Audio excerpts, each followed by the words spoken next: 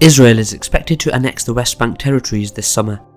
The potential move is likely to have huge repercussions in the region, although a large-scale military confrontation is not very probable at this point.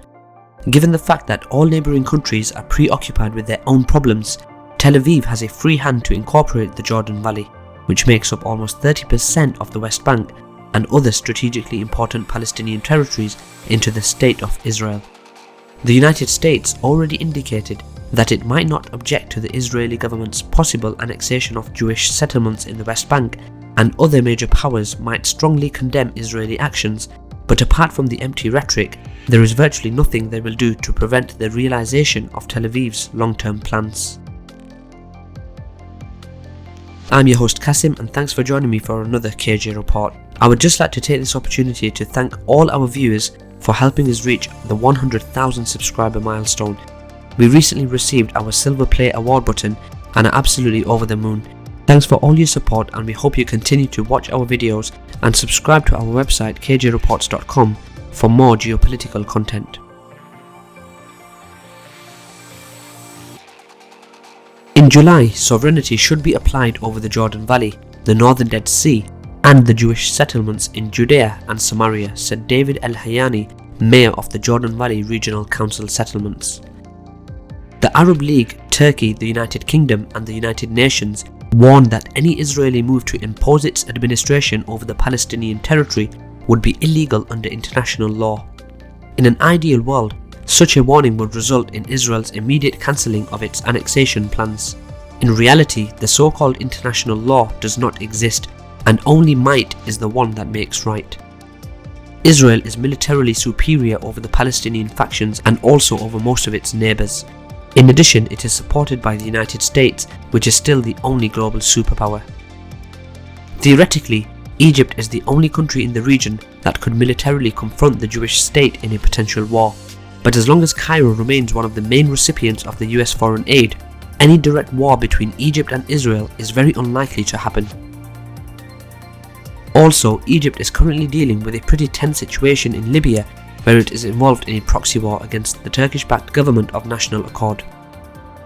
Strengthening Turkey's position in Libya would create serious problems for the government in Cairo, since Ankara supports various Islamic organizations, including those affiliated with Al-Qaeda and the Muslim Brotherhood.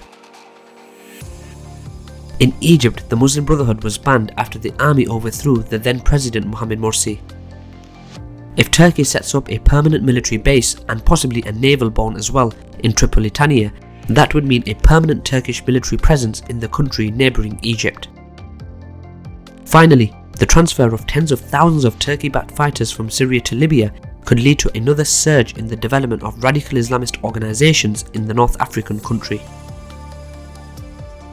In the past, Syria fought 3 major wars against Israel, but since the country is now war-torn itself, it hardly represents a threat to the Jewish state. In addition, ever since the start of the Syrian civil war in 2011, Israeli air forces targeted the Syrian Arab army position dozens of times, and Syria's response was extremely weak. Although throughout the Syrian civil war, the Israeli defense forces carried out scores of airstrikes in Syria aimed at preventing alleged Iranian arms transfers to Hezbollah. The airstrikes resulted in the death of several Hezbollah military commanders. After each attack, the Iran-backed organization vowed to respond. In reality, it responded only a few times, and all of the Hezbollah strikes against Israel were very calculated. Therefore, once Israel annexes parts of the West Bank, Hezbollah could provide aid, arms and training to Palestinian groups or cells operating in Israel to carry out attacks against Israeli forces, but the Iran-backed organization will unlikely involve in a direct confrontation with Israel. At this point, Hezbollah has bigger problems to deal with both in Lebanon and Syria, and cannot afford to enter another war with its arch-enemy.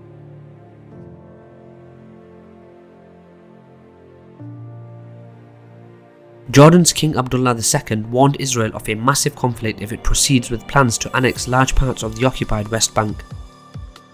Leaders who advocate a one-state solution do not understand what that would mean. What would happen if the Palestinian National Authority collapsed? There would be more chaos and extremism in the region.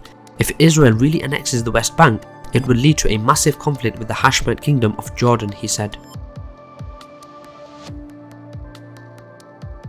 Jordan's population is largely descended from Palestinians who left their homes during the First Arab-Israeli War in 1947 and 1948, and many Jordanians oppose annexation as well as Jordan's peace treaty with Israel. However, it is unlikely that the country would start a war with Israel over the status of the Jordan Valley that has de facto been under Israel's control. In spite of harsh threats, suspended parts of its peace treaty with Israel is the maximum that Jordan authorities seem to be willing to do at this point.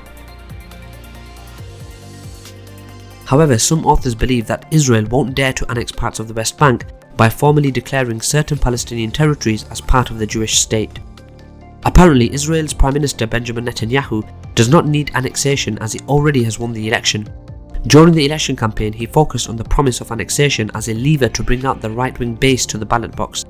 In any case, Israel already effectively controls the territories it aims to annex, and since their de facto status did not cause any troubles in the region for the past several decades, it is unlikely that a possible annexation would lead to a full-scale war in the Middle East. However, the Israeli military is reportedly gearing up for possible massive unrest, including what is called a potential state of war, characterized by a second Intifada-style onslaught of suicide bombing attacks. Still, Israel's experts do not expect any major confrontation with Palestinian factions, as 200,000 Palestinians depend on income from Israel and do not want to have the West Bank economy destroyed.